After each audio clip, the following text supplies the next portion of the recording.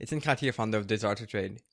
I'm coming this morning with an example of losing trade that I took intraday on Euro USD.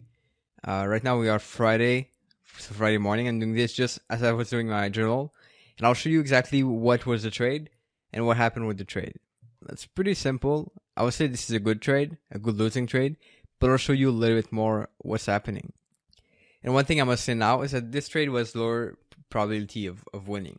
I knew it in advance because of the setup that I was expecting. So we'll look in detail at how it went. So to give you a bit of background, we've been moving sideways yesterday in the Asian session. And don't forget, before we go further, I just want to highlight here the New York session. I only trade in the New York session when I day trade most of the time. So this is what's highlighted here. And the rest is really before, and then we had the session yesterday. So in the Asian session yesterday, we had this sort of range. And then during the London session, we kind of went in a trend. Okay, we started the trend. And that is sort of a reversal here, right? Because if you look at the daily chart, price was coming from above, went down here, and then we have this range, and then a move up. Okay, so at that point, I'm expecting price to bounce off this level here, the top of the range, basically. And this is what happened. So we had this uptrend during the London session, and price went to retest the level, as we expected. Now, I'm only trading in the New York session, so I came to my desk this morning, saw that we had this almost engulfing candle, okay, bullish signal, first of all. And that was a touch on a moving average that we had. So, moving average. The point that I want to make where this is low reliability, if you're going to buy here, is that we've been in a downtrend and we've been moving up, but we kind of started to consolidate here. So we didn't know whether it would go back up straight or not, or fall back down. And although this is a trade that I think this is a good trade for me, a good setup, it's lower reliability than if you're in a big trend, like in a strong trend like yesterday. See how, I'll try to pull this up here. See how yesterday we were at the top, and then we had this break, strong break. And then if you're going to sell here, right, this is much more high probability because you're in a strong trend. Okay, so I just want to highlight this first to let you know that it's different. It's not the same thing.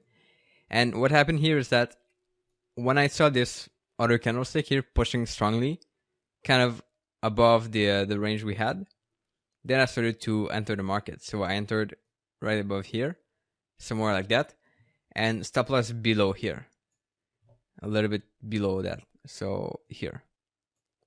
Now price went pretty quickly above. Okay, we had a news announcement, which didn't make a big difference because it was not affecting Euro USD. It was affecting the Canadian dollar, but nevertheless, we went up a little bit, and then that's where the buyers kind of stopped being in the market. So we had this push back down, and we went all the way to hit the stop loss here, and I couldn't take any profit in that trade because of the fact that this is not even 1-to-1. Okay, this is maybe 0.75 reward compared to the risk. So I didn't take any profit. I didn't move the stop loss because it didn't make sense for me to do it. And I just ended up having the whole loss. So I didn't want to show you this.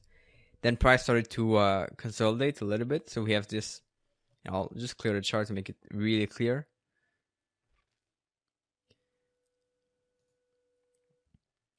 So right now what we have is that we have a range. Okay, so we're changing the market phase. You guys in the academy will understand what I mean by market phase. But we're changing the profile here. We're no longer in a trend, but we're consolidating. We're in a range, okay? So you're expecting different things now. And I'll see what happens for the rest of the day, but I don't expect to have any breakout because it's going to be Friday afternoon and no one's going to, like, the volume's going to be a lot lower. But then on Monday, it's going to be a whole different picture. It's going to be a whole different thing. Then we'll be looking at whether we break out of the range or not and how strong we go. So are we going lower, which would make sense? But we do have a level here on the daily chart.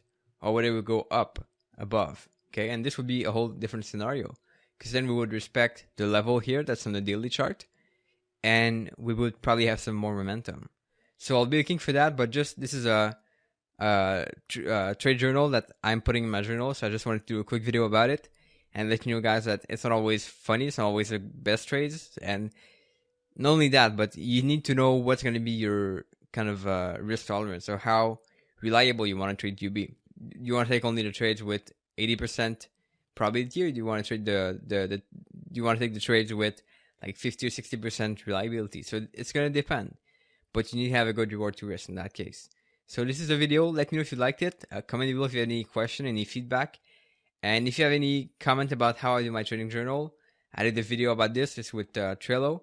I can show you guys, but if you have any questions, post them below. Let me know what you think, and check out our Facebook group. I always forget, but check out our Facebook group.